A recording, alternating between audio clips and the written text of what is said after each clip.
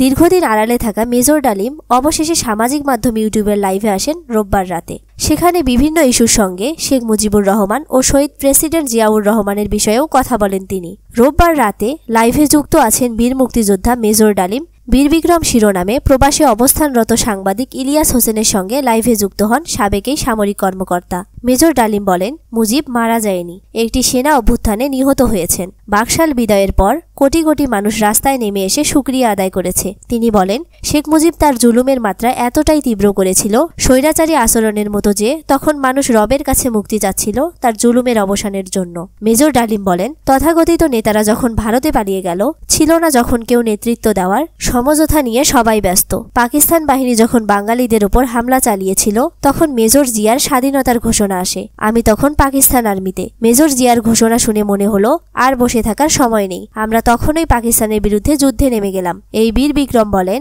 যখন 7 দফাতে চুক্তি করে নজরুল ইসলাম তাজউদ্দিনকে পারমিশন দেওয়া হলো একটা প্রফেশনাল গভর্নমেন্ট গঠন করার, 7টা ক্লাস পড়ে সাইন করার পর নজরুল ইসলাম ফিট হয়ে পড়ে গিয়েছিলেন যে আমরা ক্রমান্বয়ে ভারতের একটা কদর রাজ্য অঙ্গরাজ্যে পরিণত হব। 24-এর গণ অভ্যুত্থানের নেপথ্যের নায়ক ছাত্র জনতাকে পরামর্শ দিয়ে তিনি বলেন, সম্প্রসারণবাদী হিন্দুত্ববাদী ভারত যার কবজায় আমরা প্রায় চলে গিয়েছি, সেই অবস্থান থেকে সেই 71-এর মতো আরেকটা স্বাধীনতা অর্জন করতে হবে। তা না হলে বিপ্লব ব্যর্থতায় পর্যবসিত হবে। জাতীয় সঙ্গীত ইস্যুতে ডালিম বলেন, বাংলাদেশের জাতীয় সঙ্গীত রবীন্দ্রনাথ ঠাকুরের না হয়ে কাজী নজরুল ইসলাম বা অন্যান্য স্বনামধন্য দেশীয় কবিদের গান হতে পারত। ভিনদেশী একজন কবির গানকে জাতীয় সঙ্গীত বানানোকে পৃথিবীর ইতিহাসে বিরল বলে মন্তব্য করেন তিনি।